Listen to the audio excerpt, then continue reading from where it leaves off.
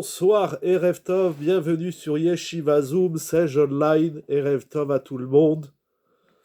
Beruchim Abayim, c'est toujours un immense plaisir, plein d'émotions, de se retrouver avec vous pour étudier la paracha de la semaine et ainsi découvrir les saveurs de la Torah. Nous sommes cette semaine parachat Nitzavim Vayelech, le dernier Shabbat de l'année. C'est un Shabbat exceptionnel, comme tous les Shabbatot de l'année, c'est vrai, avec deux parachiotes extraordinaires que nous allons essayer de découvrir ensemble. Alors, est-ce que les gens sont là? Est-ce qu'ils arrivent? Bon, on va commencer, hein. Il est tard. Si chaque fois on attend, déplacer le téléphone un petit peu. Ok, on va déplacer le téléphone.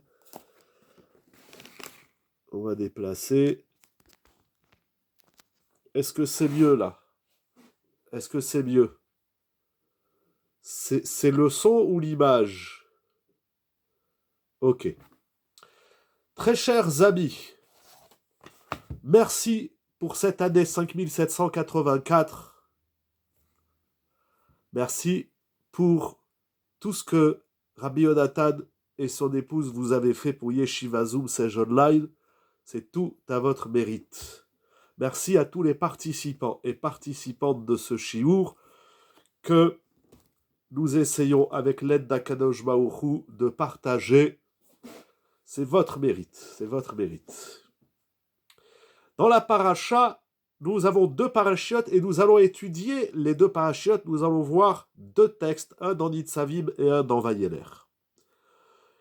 Au début de la paracha de Nitzavim, Moshe Rabbeinu réunit le peuple, rassemble le peuple d'Israël et pour les faire passer devant l'alliance d'Hachem, comme il est dit au chapitre 29, verset 11, « Le'avrecha bivrit Hachem Elokecha uv'alato, Asher Hachem Elokecha koret imecha ayom » Moshe Rabbeinu réunit le peuple d'Israël pour contracter encore une fois une alliance, un brit, une Allah, comme il est dit dans le Passouk, que nous allons contracter, que Hachem contracte avec nous, Asher Hachem Elokecha koret imecha hayom.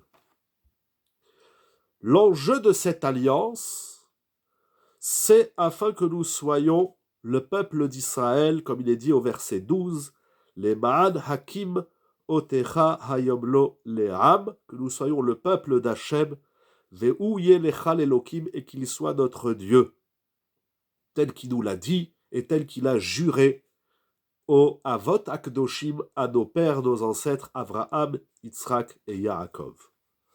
Verset 13, cette alliance n'est pas contractée qu'avec vous, c'est-à-dire le peuple présent au moment où Moshe parle, mais c'est avec celui qui est là aujourd'hui et avec celui qui n'est pas là aujourd'hui. D'ailleurs, il y a quelque chose d'intéressant. Je vais essayer de le retrouver. Je voulais vous dire un commentaire du Eben Ezra. Voilà, au verset Yud. Qu'est-ce qu'il dit le Eben Ezra? Il dit que les Ve'acharehem agerim. Non, alors, il y a un commentaire qui dit pourquoi le converti, le guerre doit être présent, c'est pour le convertir. Bon. En tout cas, il y a les convertis également. Bon, c'est peut-être pas dans le Eben Ezra. Bon.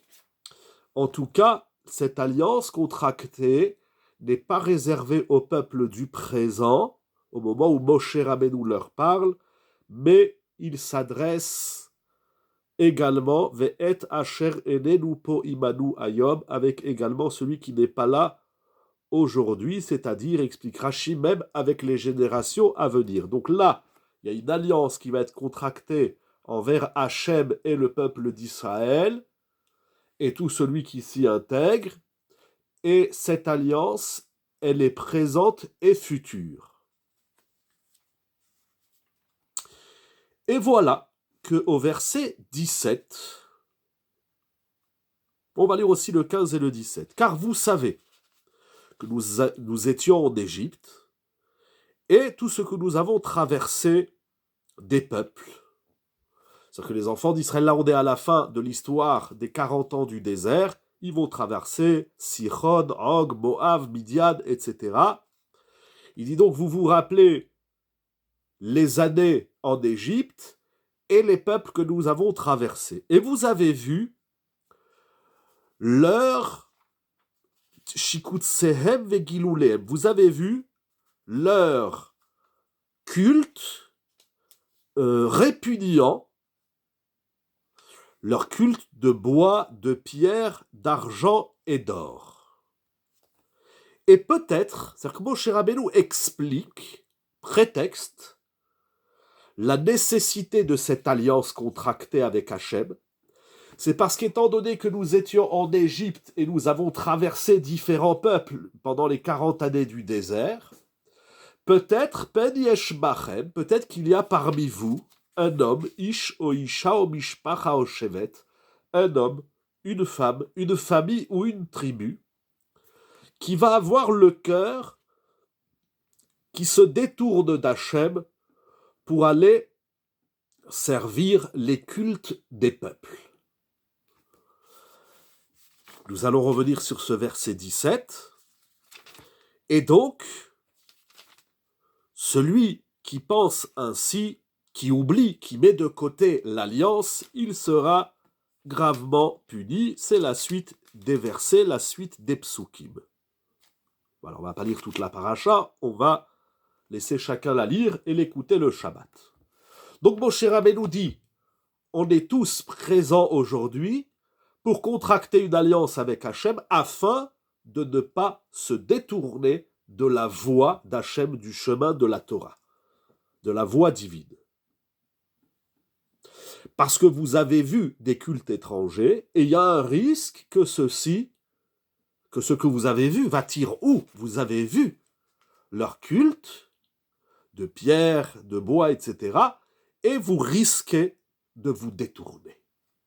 Afin de ne pas se détourner, il y a cette alliance qui est contractée. Revenons au verset 17. Lorsqu'il leur dit, peut-être qu'il y a parmi vous un individu, homme ou femme, ou une collectivité, une famille ou une tribu, qui se détourne asher levavo pone ayom, dont son cœur va se détourner aujourd'hui, meim Hashem Elokeinu, pour aller servir la lechet la avod, pour aller servir et Elohe agoim haem, les dieux, disons comme ça, la traduction n'est pas juste, mais en tout cas les cultes de ces peuples. Il y a un danger qu'un individu ou une collectivité se détourne d'Hachem dans son cœur pour aller servir les cultes étrangers. Moshe Rabbeinu continue. Ben yesh bachem. Peut-être qu'il y a parmi vous, j'ai oublié quelque chose. Excusez-moi, je vais chercher mon thé, je reviens. Je l'ai oublié. Excusez-moi, ça se fait pas du tout.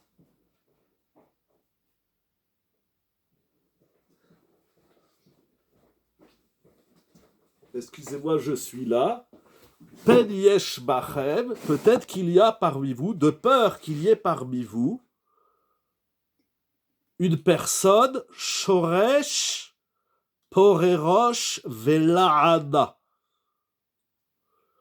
Une personne qui a des mauvaises racines qui feraient pousser des herbes amères, explique Rashi. Shoresh megadel esev mar. Kegidim shehem marim, klomar mafre ou marme recha mekirmechem. Peut-être qu'il y a parmi vous des mauvaises herbes, des mauvaises racines. Il explique Rashi, c'est-à-dire des personnes qui vont augmenter la mécréance dans le peuple.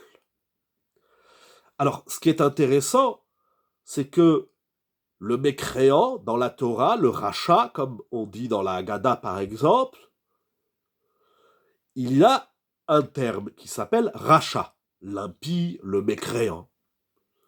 En vérité, cet impie-là, ce rachat, il a dans la Torah de nombreux adjectifs qualificatifs dont chacun a bien évidemment son sens. Ici, le rachat s'appelle Shoresh Porerosh Vela'ana, une racine de mauvaise herbe. Le rachat s'appelle ici dans la Torah, le rachat dont il est question, c'est celui qui a des mauvaises racines, donc qui va faire pousser des mauvaises herbes et qui va augmenter la mécréance dans le peuple. Qu'est-ce que ça veut dire une racine? Poré, Rachi traduit qui fructifie, qui multiplie. Roche, la tête, c'est incroyable que ici le rachat il s'appelle Roche. On est à moins d'une semaine de Rosh Hashanah. Le mot Roche qui veut dire la tête, le début, le commencement, les prémices, ne renferme pas la notion de la mécréance et de l'impiété. Comment ce rachat, il s'appelle Poré Roche. Et l'Aada, ce sont des mauvaises herbes.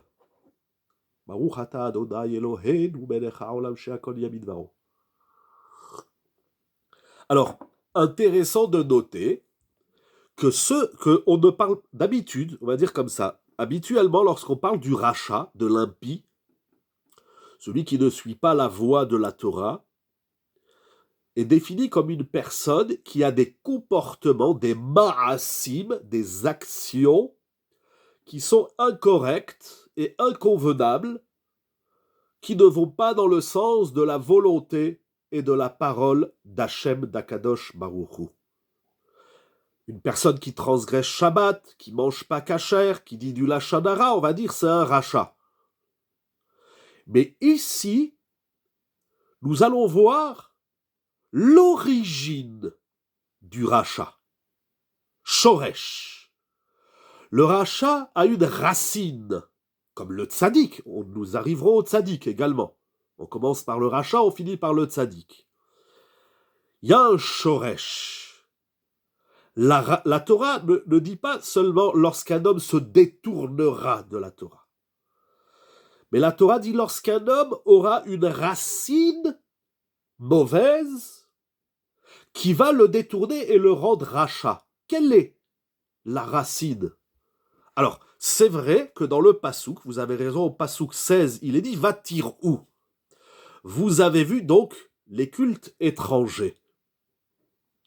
Mais il faut savoir que le Vatir'u, qu'on retrouve d'ailleurs dans la faute première de Adam et Chava, Vatere Aisha et Haetz Kitov ou les Machal Venechman Laenaim, etc., ça commence par la vue. Mais il faut savoir que la vue n'est pas négative. On l'a par exemple dans Moshe Rabbeinu, Vayar et Asséné. Il a vu le buisson, ou dans Avraham, c'est écrit il a vu Sédom, j'ai oublié comment c'est écrit dans le Passouk. La vue a ses dangers, mais la vue n'est pas un danger en soi. Voir, c'est pas négatif. Même si la halakha nous interdit de regarder ne serait-ce que les monuments. Il y a des gens qui vont visiter les cathédrales de Avodah Zara, c'est assourd d'après la Torah. Quelle est la racine du rachat? Il dit, le Targum Onkelos, Mehar Chet'in. Mehar. Il pense dans sa tête, il a des hirurim, il a des pensées de faute. C'est-à-dire que l'origine du rachat, ce sont... Alors, en vérité, il y a deux façons de traduire Onkelos. Traduction, d'ailleurs, qu'on retrouve dans Yonatan ben Uziel et dans le Targum Yerushalmi, Me'arer Aloy Batar Chatae, ou alors Me'arer Bechet'a. Les trois Targumim, les trois traducteurs de la Torah, le Onkelos, le Yonatan ben Uziel et le Targum Yerushalmi, traduisent cette expression Shoresh Porerosh comme étant des gens qui ont des pensées de faute. Alors, ça peut être traduit de deux façons, et les deux sont vraies, sont bonnes. Premièrement, c'est l'action du rachat, son impiété active, sa transgression, provient de son esprit. L'action est l'expression de la pensée. L'action est la mise en œuvre de la pensée. Donc si tu agis mal, c'est que tu penses mal. Comme l'a vu, la pensée n'est pas en soi mauvaise. J'attendais la remarque. C'est juste. Tout à fait. Et là, vous touchez un point, mais c'est un Rashi dans Parashat Shelach. Est-ce que c'est la vue qui compte? Est-ce qu'on voit ce qu'on pense? Ou est-ce qu'on pense ce qu'on voit? Les deux sont vrais. Alors, est-ce que c'est parce qu'il a vu qu'il pense, ou c'est parce qu'il pense qu'il voit? Je laisse le débat en suspens.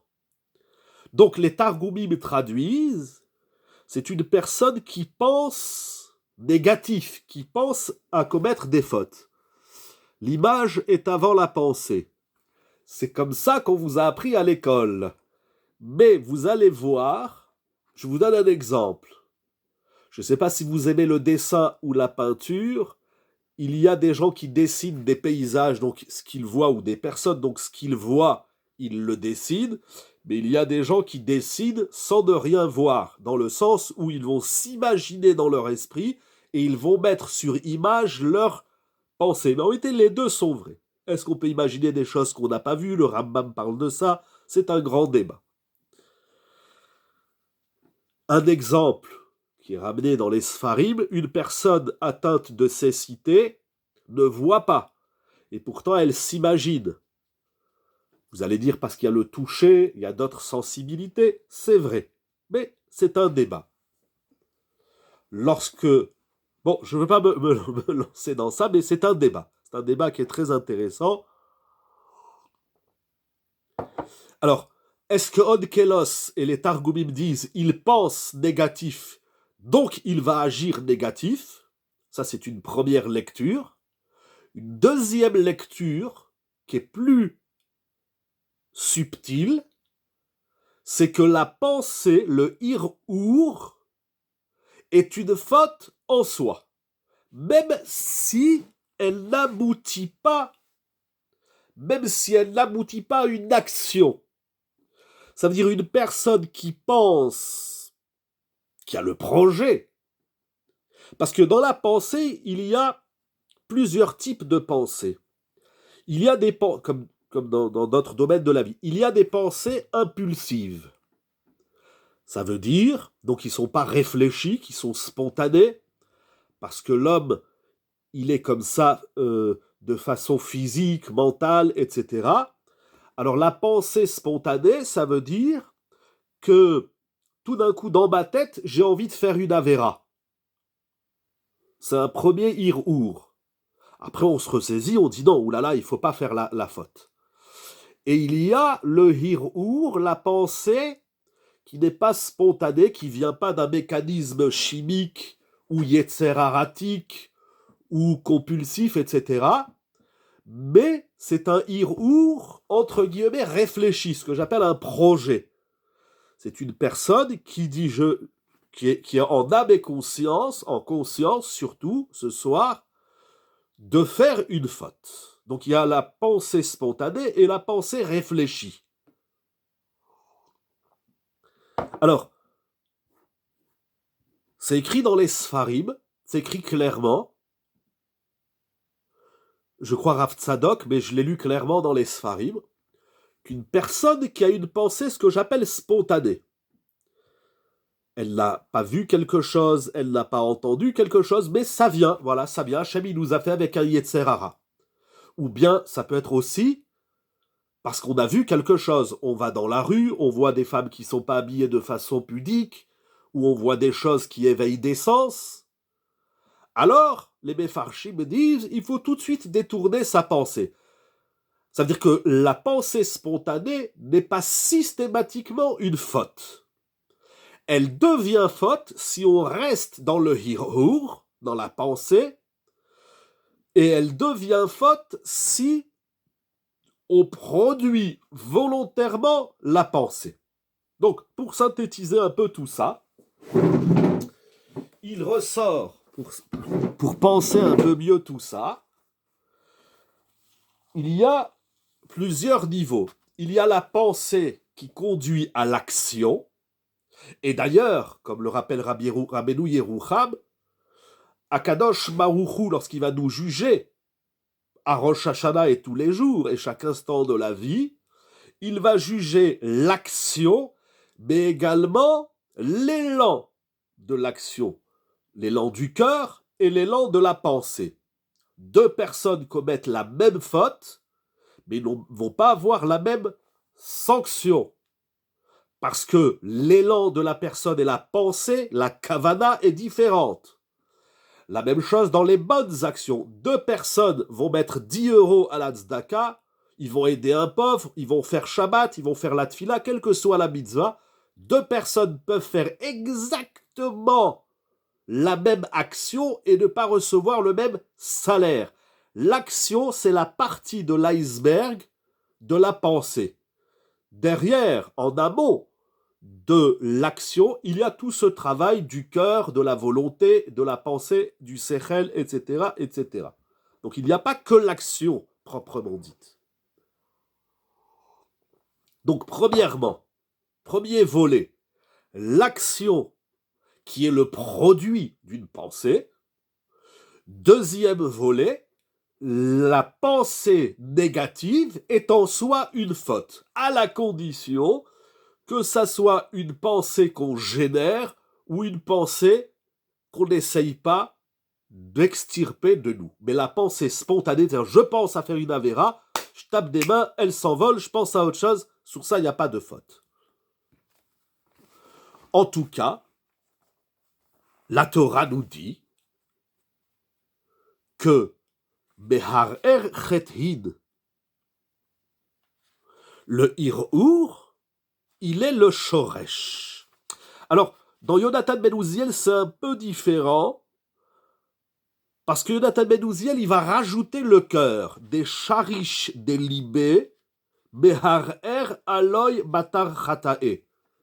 C'est-à-dire que la racine de son cœur, où il va penser la faute. Alors ça aussi, c'est un débat, c'est un grand sujet dans la vie et dans la Torah, bien évidemment. Est-ce que la pensée, elle est dans le cœur? Est-ce que la pensée, elle est dans la tête? Et on sait qu'elle est aussi bien dans le cœur et dans la tête. C'est un grand sujet. Mais Onkelos ne parle pas du lève, il parle que du hirur. Yonatan ben Uziel, et de même mais Yonatan ben Uziel et le Yerushalmi, ils disent Gevar delibé be'ar bechet. Eux, ils parlent du hirur à lève.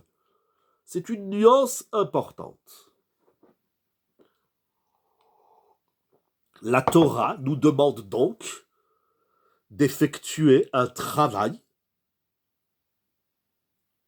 de correction, de purification, de tchouvatisation. On n'est pas encore dans la tchouva, mais en tout cas, de ne point abîmer notre pensée, notre hirur. Il y a donc chez l'homme le pouvoir de maîtriser, de gouverner sa pensée. Et là, il y a une question qui est très forte. Comment on gouverne sa pensée? N'est-ce pas ma pensée qui me gouverne? Quel est l'élément en moi? Il y a un hirur positif aussi. Tout à fait, nous allons y arriver. Mais vous avez raison, tout peut être positif et négatif, c'est juste. Donc la Torah me demande de ne pas... Nous allons arriver au hirur positif. J'ai dit après on va parler du tzaddik. On parle du négatif et après on va parler de l'aspect positif du hirur. Alors, la Torah me demande de ne pas penser la faute. Penser du cœur, penser de l'esprit, je laisse cette question de côté. C'est-à-dire que j'ai le pouvoir de ne pas penser négatif, de ne pas penser la faute. Alors vous avez compris, première partie, la pensée de la faute est une faute. Est-ce que c'est la pensée de la faute qui conduit à la faute, ou même si elle ne conduit pas à la faute, c'est un débat. En tout cas, la Torah nous dit ici, selon les Targumim, ne pense pas à la faute. Si la Torah me demande de ne pas penser à la faute, c'est que j'ai le pouvoir de gouverner, de maîtriser ma pensée. Quel est l'élément qui fait qu'un homme maîtrise sa pensée? Ça veut dire qu'il sent, ou pas, je ne sais pas, ça va très vite, en préparant ma pensée. En préparant, et comment, alors j'ai peut-être mal dit, quel est l'élément qui est supérieur à ma pensée pour pouvoir gérer ma pensée? Comment je ne me laisse pas penser mal, négatif, faute? Pas comment, mais par quel outil? La joie, comme pour les pensées, la joie, la bechira, ok, j'entends tout ce que vous dites, c'est juste. Mais quel est l'outil en moi? Il y a le cœur, il y a la pensée, l'esprit, il y a le corps, il y a la neshama, il y a beaucoup de choses dans l'être humain. Alors, il y a une pensée que je sens arriver ou que je ne sens pas arriver.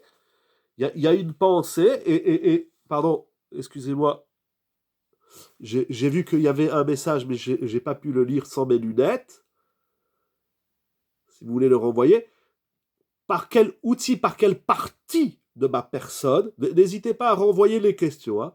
Ah, on active par quel organe, entre guillemets, par quel élément j'active mon sechel? Qu'est-ce qui fait que c'est quoi le J apostrophe? Le je. C'est quoi le je, J-E, qui va activer ou non mon sechel? C'est quoi ce je? Mais la vue aussi, c'est moi qui décide ce que je vois, ce que je ne vois pas. C'est ma conscience. Mais là, on est en train de dire qu'il y a quelque chose qui est au-dessus de la conscience. Puisque je vais maîtriser, je vais gouverner. Puisque la Torah me dit, tu ne dois pas penser la faute. Donc il y a ne pas manger du cochon. J'ai compris, je ne prends pas le cochon dans ma main et je le mets dans ma bouche. C'est avec ma main et ma bouche et mes organes internes que je mange. Mais quelle est la tfila? On demande à Hachem de gouverner nos pensées. Ok, la tfila, tout ce que vous dites, c'est juste. Le ratson. Vous savez, c'est pas évident, hein. Quel est l'outil qui est au-dessus donc du hirour? Je ne dois pas penser. C'est-à-dire, des fois, je me dis, oh, j'aimerais bien manger du cochon. Je pense que je mange du cochon. Assour. Je pense que si l'autre je pouvais, je le tuerais. J'ai envie. Assour. Penser, etc. Hirour chataïm. Je vous laisse pour l'instant sur la question. Vous voulez dire en amont? Oui, en amont. Pas qu'est-ce que je dois faire, mais quel est l'outil, quel est l'organe de ma personne qui va gouverner mon hirour et qui va l'empêcher de penser négatif, de penser la faute. Ça, c'est la question. Je ne vous promets pas de réponse pour ce soir. Avec tout le respect et l'estime que j'ai pour vous, le sechel, j'entends, et je vous demande pardon de soulever plein de questions.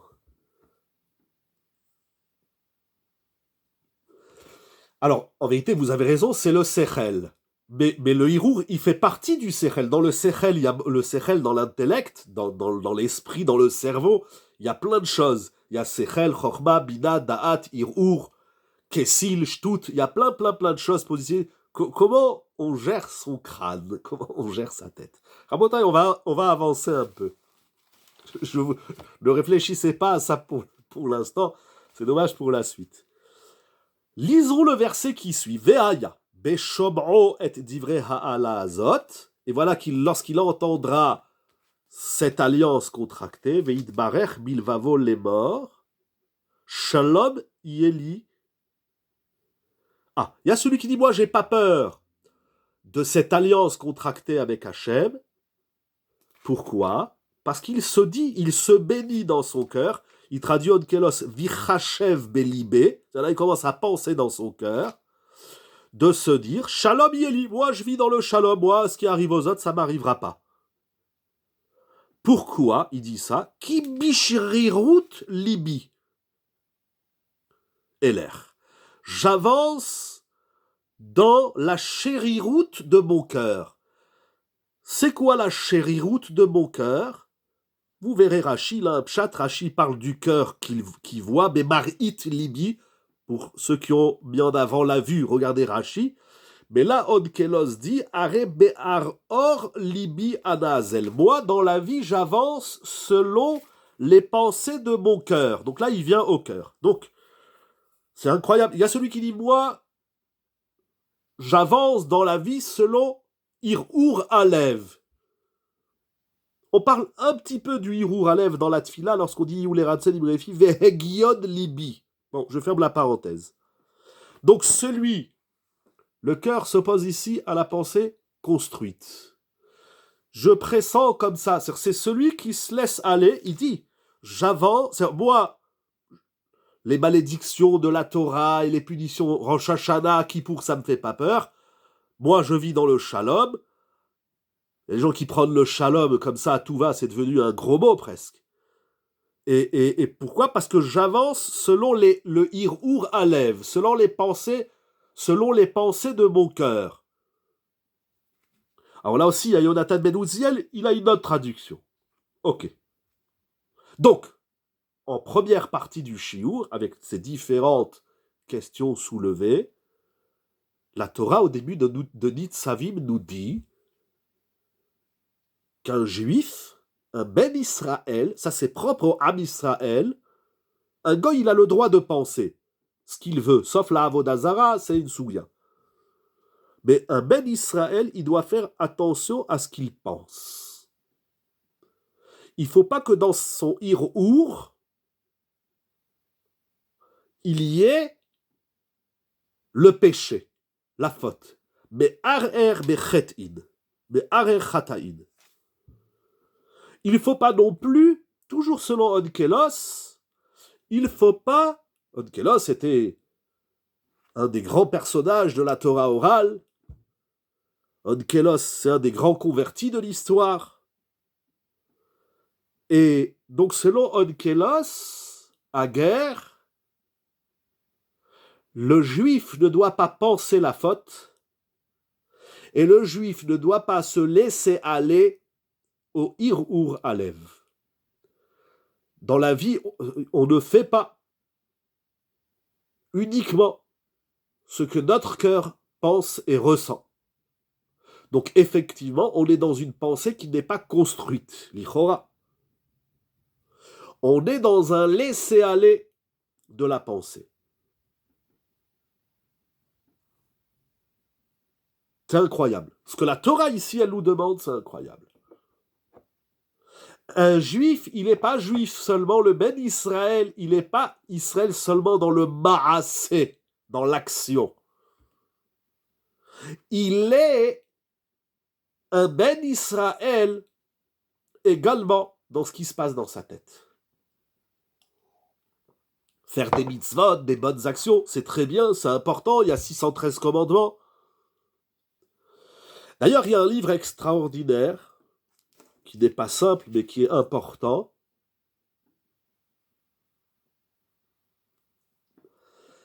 Je reviens tout de suite à ce que vous demandez, très cher ami.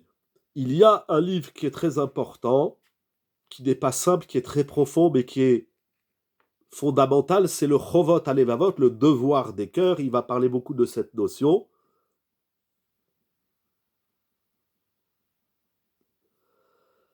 Comment on gère ses pensées? Alors, vous demandez, vous dites, il y a également les rêves, bien sûr, on prie aussi sur les rêves. Les rêves, c'est une grande sougia dans le Talmud. Essentiellement à la fin, le dernier chapitre de Masechet Berachot. On prie tous les soirs, qu'Hachem nous protège des mauvais rêves. Il y a la Gemara au traité Avodazara, qui dit, fais attention à ce que tu penses la journée, pour pas avoir des irurim la nuit, etc. Effectivement. Il y a les pensées diurnes, les pensées de la nuit. etc. C'est juste. Et nous avons une bracha dans la Hamida qui s'appelle Atahonen, le Adam Da'at ou Melamed le Enosh Bina. Donc on contrôle son sommeil, on contrôle ses rêves. C'est ça qui est incroyable. Bien sûr, c'est ça qui est énorme. Ça veut dire que même lorsqu'on sommeille, on doit faire attention à ce qu'on rêve. C'est incroyable ce que vous dites. C'est incroyable.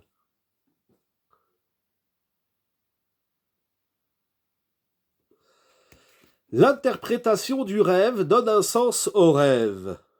Oui, vous avez raison. Mais il y a quand même, la Gemara nous enseigne, qu'il y a quand même un sentiment de peine ou de gaieté, donc les beaux rêves ou les cauchemars, qui ont aussi un sens. Avant même d'interpréter le rêve, la réaction du rêve, elle a également un sens. Si vous voulez, à l'occasion, on fera un chiour sur les rêves. J'avais fait une conférence il y a longtemps sur ça. C'est passionnant. Il y a des livres très intéressants. Même en français, il y a le livre du Rav Alamouli, qui est traduit en français. En hébreu, ça manque pas, bien sûr. Il y a l'interprétation du rêve, mais il y a également le ressenti du rêve. La Gemara parle du ressenti du rêve. Ok. Donc, en tout cas, le rêve, c'est un des chapitres, ou des paragraphes plutôt, de Hirour. Ça rentre aussi dans les Hirourim. Mais on peut donc maîtriser ses rêves. C'est incroyable. On peut orienter ses rêves, etc. C'est une grande sougya, que j'aime beaucoup d'ailleurs, la sougya des rêves. Ce que je vois, appuyé par vos remarques, que la Torah nous demande de faire un travail sur le hirhur, ce que je traduis la pensée.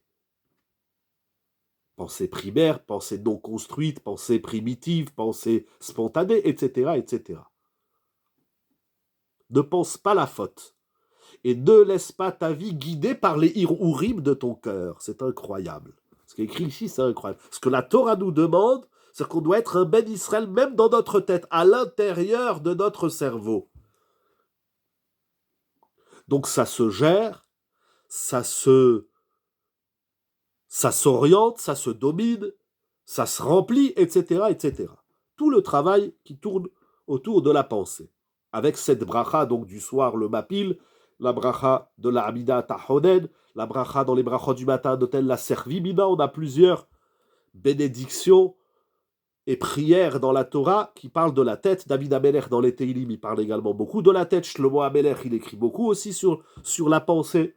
Ça manque pas les livres. Bien sûr, le livre de Rav Olbeck, il y a Da'at et encore beaucoup de Sfarim.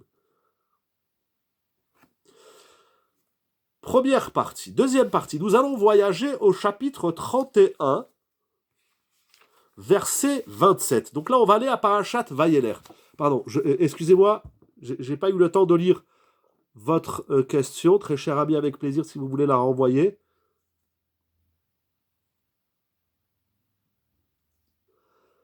Ah, je comprends plus. Sauf Maaseh et Marshava. Donc la Marshava et j'ai Geder au Maaseh. Sauf Maaseh.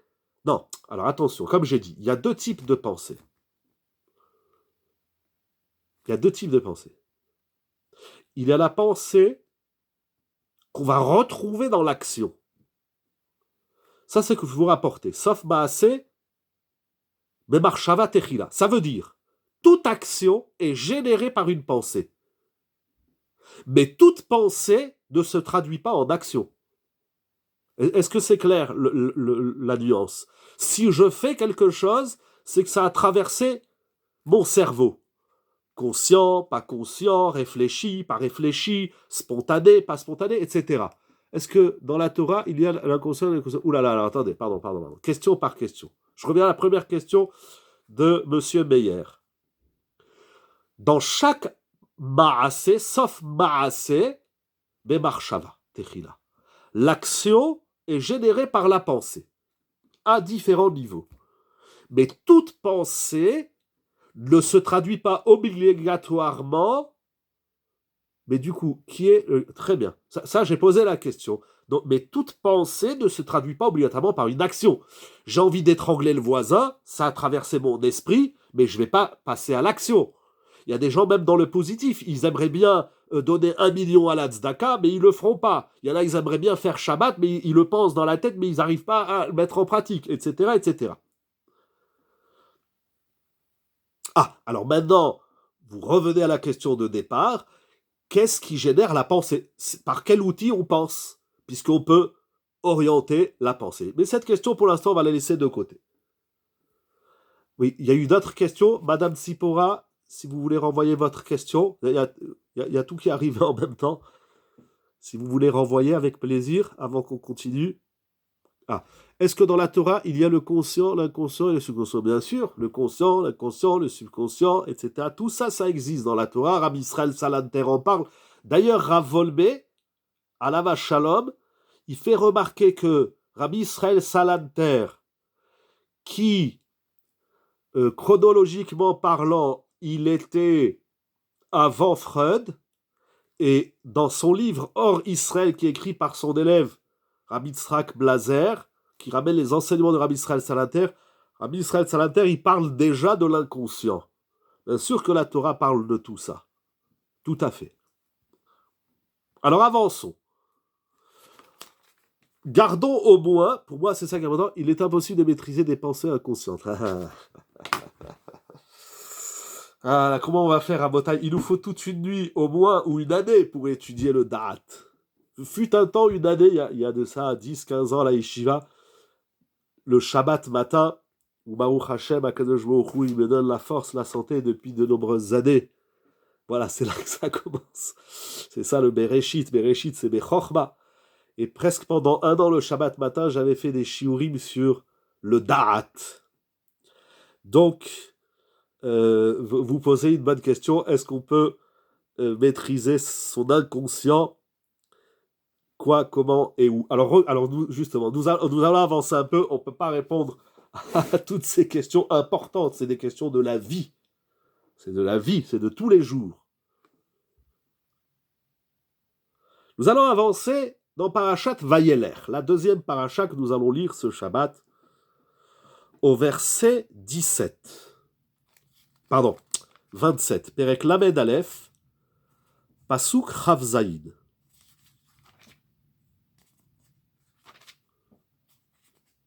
Voilà. Alors, dans Parashat Vayeler, on va dire très très vite, Vayeler Moshe, Vaïdaber, voilà. Alors dans Parashat Vayeler, Moshe Rabbeinu, il est dans son dernier discours où il va annoncer aux enfants d'Israël qu'il va mourir. Vayomer alehem ben me'av esrim shana nochi hayom, j'ai 120 ans, et donc je vais arrêter ma mission, et c'est Yehoshua qui prendra la suite, qui va succéder à Moshe Rabbeinu.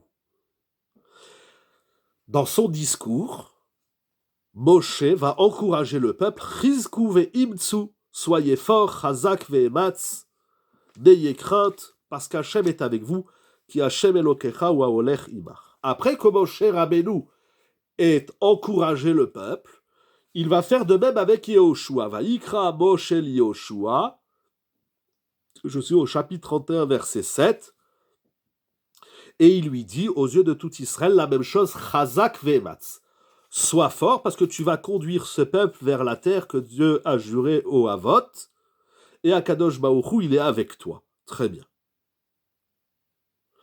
Il y a tout un passage intéressant, et Moshe Rabbeinu continue son discours, et il va dire la chose suivante.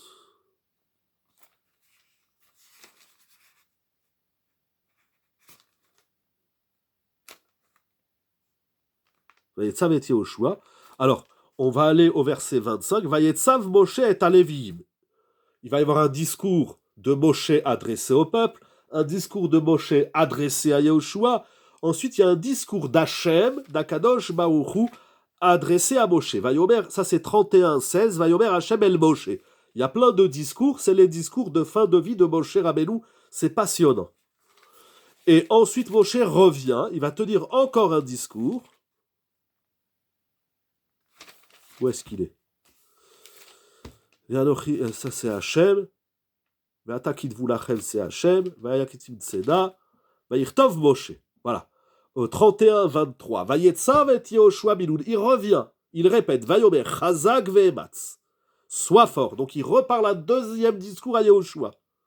Ensuite, verset 25. Moshe ordonne aux Lévi'im de porter le Aaron, l'arche sainte, de prendre le Sefer Torah, la Koach et Sefer à Torah Azé, de prendre les rouleaux de la Torah et de les placer, des Samtem Oto, vous placerez les rouleaux de la Torah à côté de l'arche qui est l'alliance d'Hachem. Donc dans le Aaron, c'est une discussion dans la Gemara, Rabbi Meir, Rabbi Houda, est-ce que le Sefer Torah il est à l'intérieur du Aaron de l'arche ou il est à l'extérieur? Bon, c'est important, mais pas pour ce soir. Et il explique. Il faut prendre le rouleau de la Torah et il faut le mettre à côté de l'arche ou dans l'arche. Et regardez ce qu'il dit. Ki anochi yadati et meriecha. Car je connais ta rébellion. Incroyable. C'est-à-dire que ve'et orpecha hakaché. Et je sais que tu as la nuque roide. Déjà de mon vivant, en beodeni chaim achem hayom. Moshe Rabbeinu, il leur dit, j'ai traversé 40 ans dans le désert avec vous, j'ai vu que plusieurs fois, vous avez désobéi. Hachem. Mamrim eitem im Hachem. Vous étiez des rebelles. Il y a eu l'histoire des explorateurs, la faute du veau d'or, Korach, le Safsouf, etc., etc. Et je sais que même après ma mort, il y a des risques.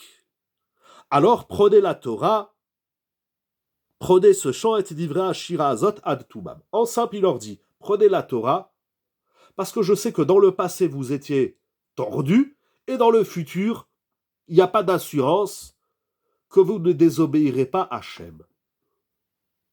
L'Or HaChaim HaKadosh, il fait remarquer quelque chose d'incroyable.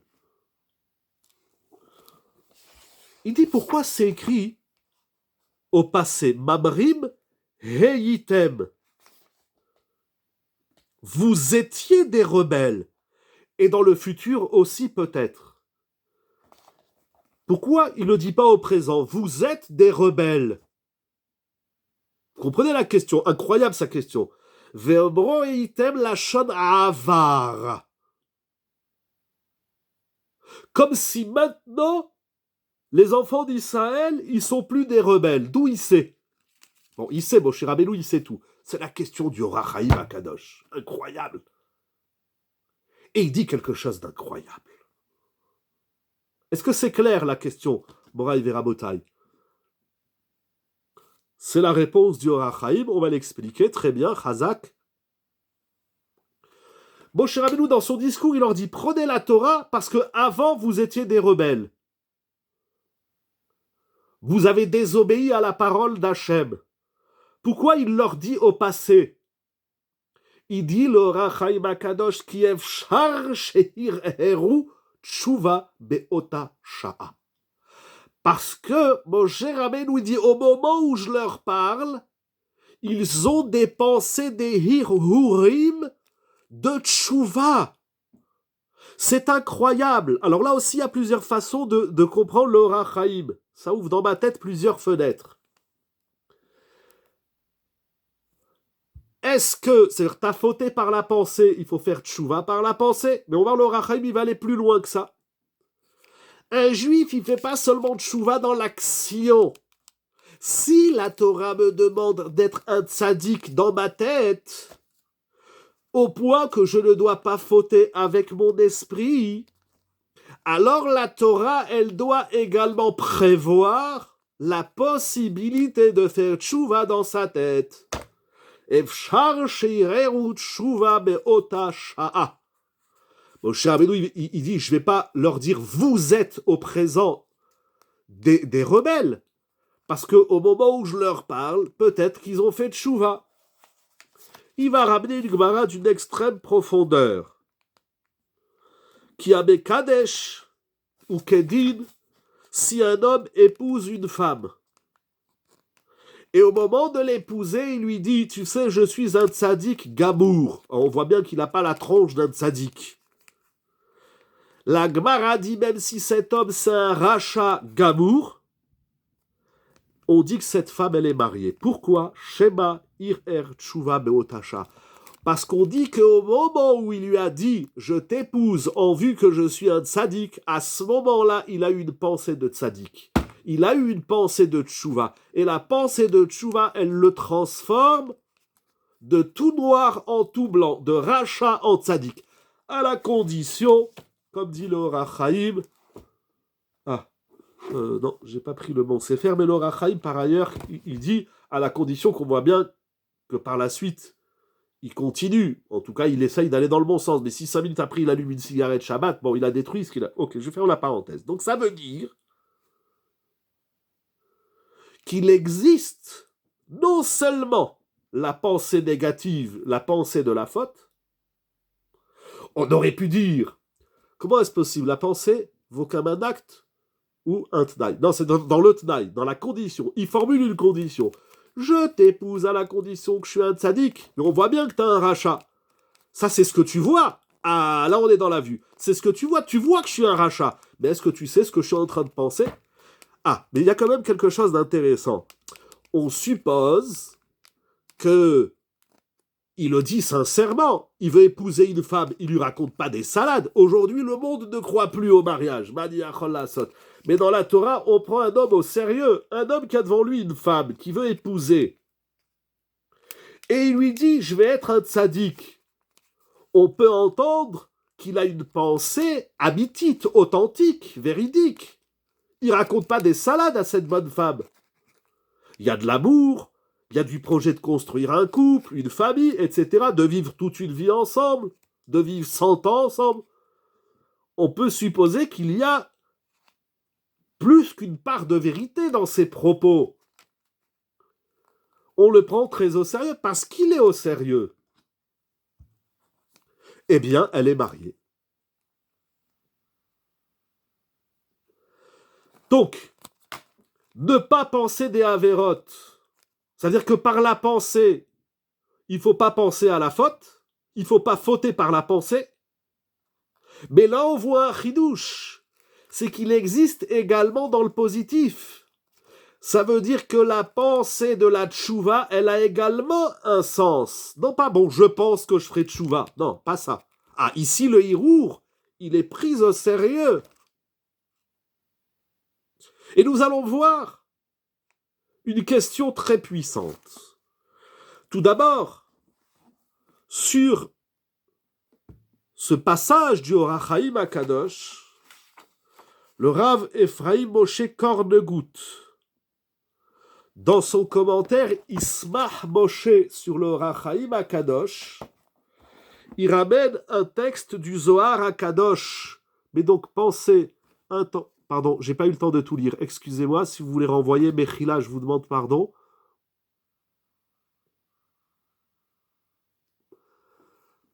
Attention, pas penser seulement. J'ai pas compris ce que vous dites, Mechila. Mais donc pensez, attention, pas. Attention, avancer. J'ai pas compris, Mechila. Excusez-moi. Si vous voulez mettre le micro avec plaisir, j'ai pas compris votre question. Je suis désolé. Pardon, excusez-moi, je suis également sur portable. En fait, là, ce qu'on est en train de dire, c'est que la pensée, elle ne se résume pas uniquement qu'à la pensée intellectuelle. Elle semble s'apparenter à quelque chose comme une intention, en fait. Donc, est-ce qu'on parle que de pensée ou est-ce que la pensée, quand on dit irour, ça veut dire intention qui déclenche du coup le conditionnement, etc. Enfin, la condition et qui fait que le Kiddushin, ils tombent, en fait, ils marchent. Voilà, effectivement. Alors, c'est une très bonne question. Alors, le Orach Chaim, mais je ne l'ai pas pris. Par ailleurs, il écrit quelque part dans Devarim, je crois. Ça veut dire comme ça. On a un rachat, un impie, qui fait des avérotes. Il voit une jeune fille qui sort du séminaire, du Bet Yaakov, la fille d'un rave, etc. Talmid Rachab, et il a envie de l'épouser. C'est arrivé dans l'histoire, Resh Lakish qui va épouser, qui était un grand bandit, par la suite il va devenir un grand tzaddik, il va épouser la sœur de Rabbi Yochanan. Quelque part, on reproche à Yaakov qu'il n'a pas donné Dina à Esav, donc il y a C'est très compliqué dans les Shidduchim, mais en tout cas, on a un rachat qui veut épouser cette demoiselle. De bonne famille, Torah, mitzvot, etc. Il comprend bien que s'il va lui demander le Shidduch, on va lui dire « Excuse-moi, mais tu vois bien qu'il y a un décalage. Tu fais pas Shabbat, tu manges pas kasher, etc. » Il va voir la jeune fille, il dit « Je t'épouse ». Il lui donne une bague, il dit « Je t'épouse ». Altnaï, à la condition que je sois un tzaddik. Elle est mariée. Alors, sa condition est elle-même conditionnée, dit le Or HaChaim Akadosh, c'est que c'est pas 5 minutes après, il transgresse. Si 5 minutes après, il va dans un restaurant, il va au McDo, bon, on voit bien qu'il n'était pas sérieux. Mais même si je n'ai pas encore la preuve de sa mise en action, de son engagement, l'engagement en lui-même, il est très fort. De dire à Hachem, je fais tchouva, ou ne serait-ce que de penser que je vais faire tchouva, ça a déjà un sens, à la condition par la suite que je mette en œuvre, qu'il y ait effectivement l'action qui suive. Mais la pensée de la tchouva, c'est pas rien. La pensée de la tchouva, ça transforme un homme. Et comment un homme, il se transforme? Eh bien, c'est par la pensée.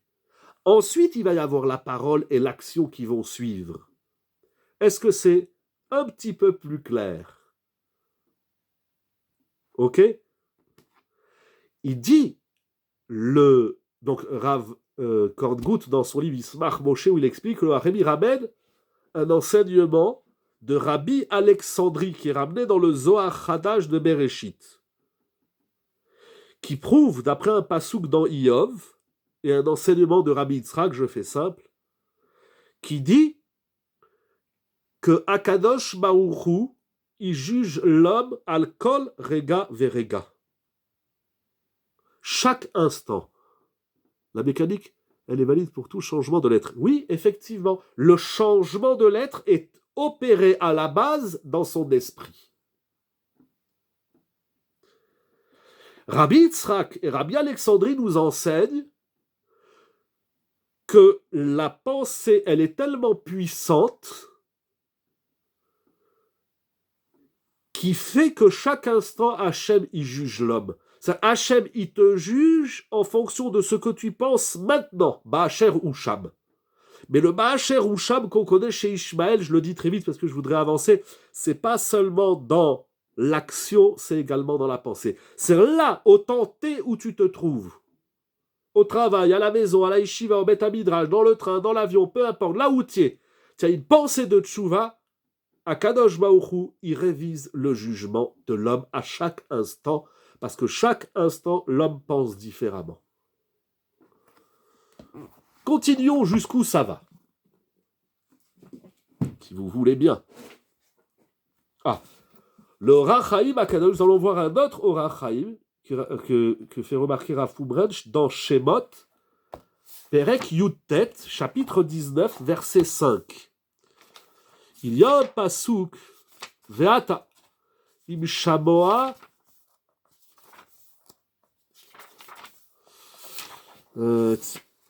alors, Veata im shamoa, où il est le pasouk? Je l'ai loupé. Tishmeu Bekoli, on est dans les psukim qui sont avant Matan Torah, avant le don de la Torah. Il dit Ve'ata, on sait que Ve'ata c'est la Shon Tshuva, il fait remarquer le Or HaChaim, il rappelle, si vous écoutez ma voix et vous gardez mon alliance, alors V'itabli Segula. V'itabli Segula. Kol ha'amim, ki li kol haaretz. Il dit le Or HaChaim Akadosh.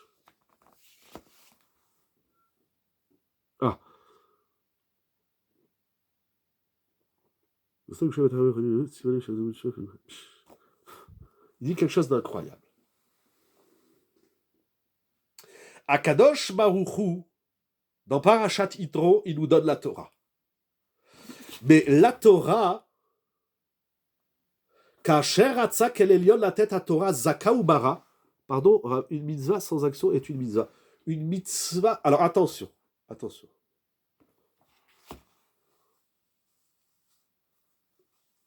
Comment dire? C'est une grande question. Si je pense de faire Shabbat et je ne fais pas Shabbat, je n'ai pas réalisé la mitzvah du Shabbat. Mais la pensée n'est pas sans valeur. Alors, ça veut dire comme ça. Il faut faire très très très attention à ce que je dis là.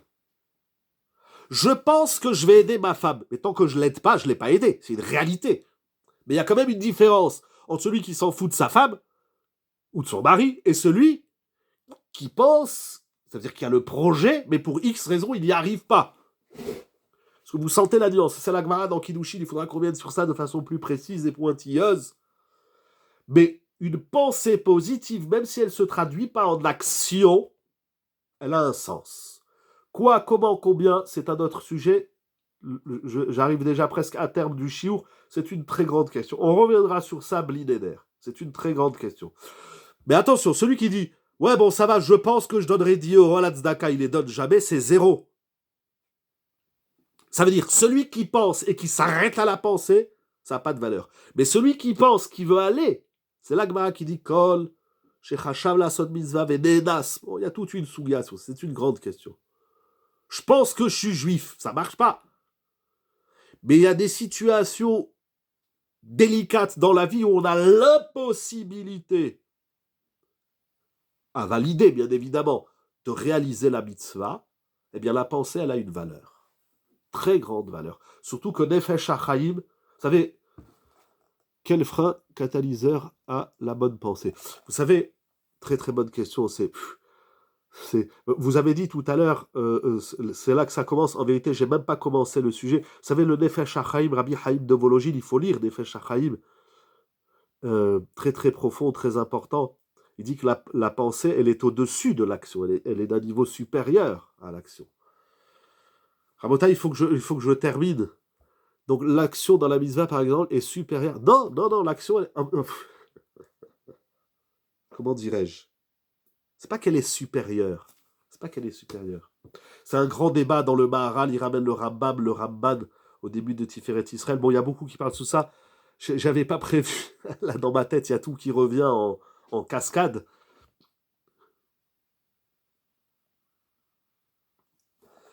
Regardez, je vais vous dire un grand yesod. Je vous le dis très vite, mais il faut réfléchir. L'action, elle donne un sens à la pensée. La pensée, elle reste toujours supérieure. Mais pour que la pensée garde sa supériorité, pour que la pensée garde la saveur de sa supériorité, elle doit se traduire par une action. S'il n'y a pas d'action, alors c'est une pensée stérile. Sauf dans certains cas. La pensée présente habille et embellit l'action. L'action cristallise la pensée. Voilà, je préfère cristallise. La pensée, l'action cristallise. Mais c'est-à-dire, la pensée, elle est une condition. Pardon. L'action est une condition à la pensée. La pensée est également une condition à l'action. Parce que si je fais une action meloumada, ce qu'on appelle meloumada, si je fais une action sans pensée réfléchie, sans kavana, sans hirour de mitzvah, c'est... Un singe, il peut faire pareil. Certaines pensées sans action nous sauvent parfois. Oui, c'est ça que je dis. Effectivement. Enfin, effectivement, vous rajoutez un point important. Très, très, très important. Alors, le Ohr HaChaim Akadosh, il écrit dans Yitro 19.5,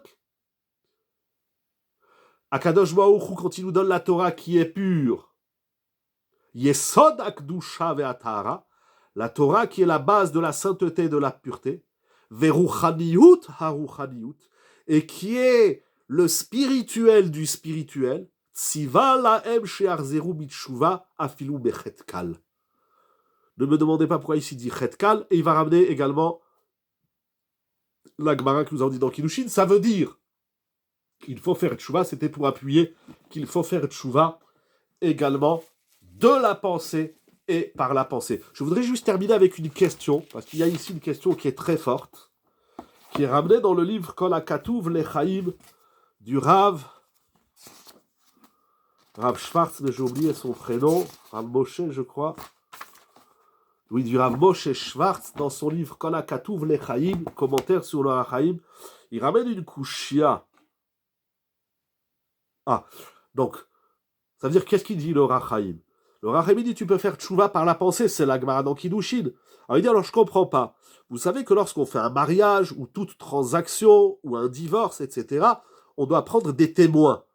Mais des témoins rechaim, des edim ce sont des Edim qui sont psulim, c'est-à-dire qui sont disqualifiés au témoignage. Alors il demande le Birkat Shimon, si je marie une femme avec 2 témoins qui sont disqualifiés au témoignage, la femme, elle n'est pas Mekoudeshet, elle n'est pas mariée. Alors il demande, il dit, pourquoi on ne dit pas que les témoins aussi, peut-être qu'ils ont pensé à faire tchouva. C'est-à-dire jusqu'où, c'est ça votre question, le frein, le catalyseur, le cristalliseur, etc., de la pensée, jusqu'où ça va? Alors si on dit que tout le monde pense à faire tchouva, alors 2 témoins qui sont disqualifiés au témoignage, pourquoi ne dirait-on pas qui sont cachés au moment du mariage, eh bien, duquel ils témoignent, eh bien, ils ont une pensée de tchouva. Quand est-ce qu'on dit que l'homme il a une pensée de tchouva et quand est-ce qu'on ne dit pas ça? Et quand est-ce que la pensée de la tchouva elle a une valeur et quand est-ce que la pensée de la tchouva elle n'a pas de valeur? Alors il y a ici toute une étude, il ramène le Lechem Mishneh, le Radbaz, le Maharam-Padva, le Bet Shmuel, le Gaon, le Chida, le Maharaj Dam et Rabbi Natan et Ibeshitz. Donc il y a vraiment toute une étude, je pensais en dire un peu plus, mais il est tard. Mais en tout cas, ce qu'on peut dire, c'est que au moment où Moshe Rabbeinu il parle aux Bnei Israël, il leur fait des remontrances, Mabrim et Item, il est en train de leur dire faites la Torah et les mitzvot. C'est-à-dire, si vous voulez, au moment où on entend un chiour, au moment où Moshe Rabbeinu il nous parle, c'est sûr qu'on a une pensée de tchouva. Mais 2 témoins qui viennent témoigner d'un mariage, au nom de quoi on va dire? C'est-à-dire, il faut qu'il y ait, c'est-à-dire cette pensée positive, cette pensée de la tchouva, il faut la générer, il faut la mettre, il faut qu'il y ait une siba. S'il n'y a pas de siba, peut-être que lui, il a pensé faire tchouva. Peut-être. Mais moi, puisque je ne sais pas qu'est-ce qui se passe dans sa tête, ou c'est lui qui me le dit, je suis un tzaddik, alors il dit qu'il est tzaddik, alors on dit, ça a au moins traversé son esprit, parce que la parole, on a parlé de la pensée et de l'action, mais il y a la parole au milieu, bien évidemment. Alors la même chose, ici, il y a un contexte.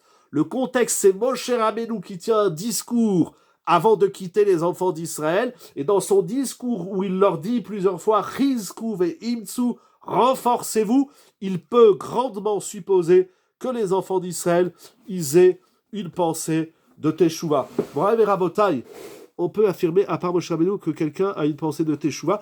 Oui, soit il le dit, le rachat qui dit je te marie à condition que je suis un tzaddik gamour, soit il y a un contexte. Pardon, excusez-moi. Soit il y a un contexte, comme j'explique, mon cher Rabbeinu, on est dans un contexte où il renforce les Bnei Israël à faire la Torah et les mitzvot. On peut entendre que quelqu'un qui écoute un Dvar Torah, un Shiur, une conférence, je ne sais pas qu'est-ce qui se passe dans les conférences, mais un Shiur Torah, Moshe Rabbeinu, là, il leur fait un Shiur avant de mourir. Pardon, je reviens tout de suite à votre remarque. Et à ce moment-là, où il leur annonce qu'il va mourir et qu'il nomme Yehoshua, qui est nommé par Akadosh Baruch Hu, bien sûr, qui va le succéder. Tout ce contexte fait que maintenant, je ne vais pas leur dire vous êtes des Réchaïm, il est en train de leur parler de Torah. Donc il peut supposer, au-delà d'une supposition, c'est quasiment sûr qu'ils ont cette pensée de Tchouva, et cette pensée de Tchouva, elle est valable, elle est d'une très grande valeur. Pardon, qu'est-ce que vous avez envoyé comme question, Madame Bokara Mechila, avant de clôturer? Si on écoute le Gadol Hador, on va être habité par une pensée de Tchouva. Tout à fait. C'est au moment, ça que je dis, au moment où le Gadol Hador, il est en train de nous parler, mais c'est un bon exemple que vous donnez dans vos mots, Gadol Hador. C'est-à-dire, vous êtes à proximité d'un rave. Si ça vous est arrivé d'être à côté d'un grand rave, d'un grand tzaddik, à ce moment-là, vous dites, j'ai envie d'être comme lui, j'ai envie d'être un tzaddik comme lui. Voilà. C'est ça, et on est marqué. On est marqué. Ça reste pas, ça laisse un rochem. Voilà. Et en tout cas, au moment où tu es à côté d'un tzaddik, c'est sûr que tu as un tzaddik. C'est sûr que tu as fait tchouva. Il y a encore beaucoup à dire. Mouraï Rabotai, pour clôturer, quel siba peut-on trouver pour aider nos frères plus loin? C'est une très bonne question. Il y a plusieurs formules. Mais une des formules qui marche beaucoup, elle est écrite dans Shlomo Ameler.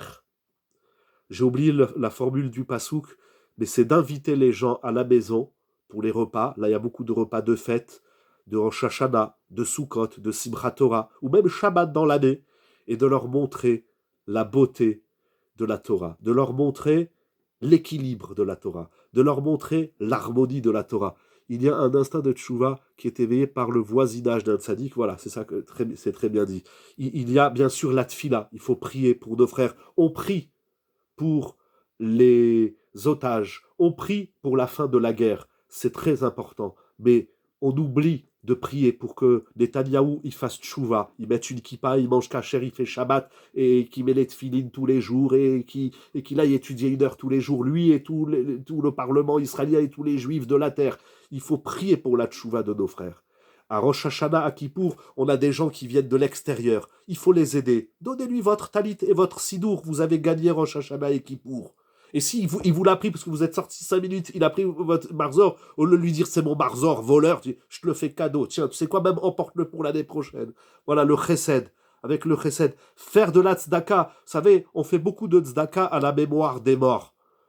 Ce qui a une valeur, c'est important. La mémoire des tzadikim, la mémoire pour certains de leurs parents, de leurs proches, mais il faut faire aussi la tzedaka pour la mémoire des vivants. La tzedaka, c'est pas que pour les morts ou pour les malades. Dites, je mets 10 euros à la tzedaka, ou 100 euros, ou 1000 euros, ce que chacun y peut, ce que chacun il a le hirour de donner, et dites, voilà, je mets telle somme à la tzedaka, je donne telle somme à la tzedaka pour qu'un tel y fasse tchouva. Voilà, il faut leur amener des mérites. Il y a beaucoup de formules. Moraï et Rabotai, en ce dernier chiour de l'année 5784. Déjà, comme je disais la semaine dernière dans le chiour, Tichle Shana Vekinelotea, que l'année et ses drames s'achèvent. Et Tachel Shana ou Birkotea, que l'année 5785 commence avec ses brachot. Pour chacun, pour chaque individu, comme il dit Moshe Rabbeinu au début de Nitzavim, Atem Nitzavim Ayom Kulechem, pour vous tous. Kakadosh Baoru, Rachechem, Shiftechem, Ziknechem, Shotrechem, Kolish Israël, Tapechem, Neshechem, Vegerecha, Bechotev Etzecha, Tchamecha, que tout le Ham Israël, Kakadosh Baoru, Mishemerach, permettez-moi de vous adresser mes vœux de Rosh Hashanah. C'est pas que des vœux, c'est des brachot. Le mot bracha dans la Torah, il a toute sa valeur. Mishemerach, avotenu, akdoshim ve'ateorim, ve'imotenu akdoshot ve'ateorot, Hu yevarech et kol ha'kahal hakadosh hazeh, qu'Akadosh Baruch Hu vous envoie des cascades de brachot dans le matériel, dans le spirituel, qu'on soit tous dans la Torah, qu'on avance tous dans le chemin de la Avodat Hashem, de la Hirat Shamaim, des Midot Tovot, des Hirurim Tovim, des Diburim Tovim, des Maasim Tovim, qu'Akadosh Baruch Hu y comble le Ham Israël, que nous soyons vraiment le Ham Segula, pour la gloire d'Akadosh Baruch Hu, pour faire du Kiddush Hashem, je fais une bracha pour tout le Ham Israël, en Eretz Israël, en Chutz Laaretz, mais en particulier pour vous, mes très chers amis. J'ai beaucoup de reconnaissance envers vous, bien sûr envers mon ami Rabbi Jonathan et son épouse pour organiser le chiour, mais envers vous également, très chers amis qui êtes présents le jeudi soir. Je vous demande, c'est une mitzvah.